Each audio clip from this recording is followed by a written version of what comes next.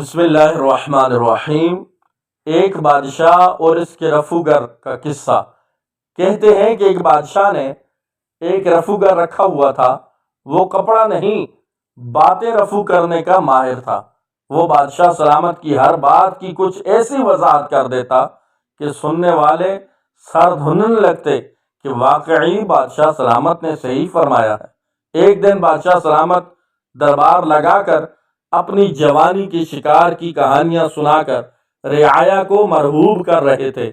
جوش میں آ کر کہنے لگے کہ ایک بار تو ایسا ہوا کہ میں نے آدھے کلومیٹر سے نشانہ لگا کر جو ایک ہرن کو تیر مارا تو تیر سنسناتا ہوا گیا اور ہرن کی بائیں آنکھ میں لگ کر دائیں کان سے ہوتا ہوا پچھلی دائیں ٹانگ کے کھر میں جا لگا۔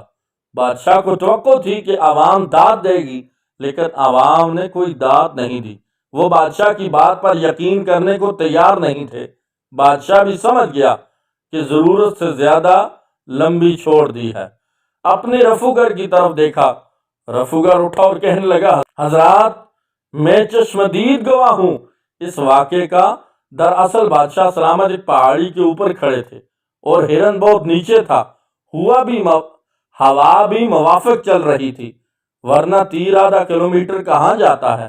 جہاں تک تعلق ہے آنکھ، کان اور کھر کا، تو عرض کر دوں کہ جس وقت تیر لگا ہرن دائیں کھر سے دایاں کان کھجا رہا تھا۔ عوام نے زور زور سے تالیاں بجا کر داد دی۔ اگلے دن رفوگر بوریا بستر اٹھا کر جانے لگا۔ بادشاہ پریشان ہو گیا، پوچھا کہاں چلے؟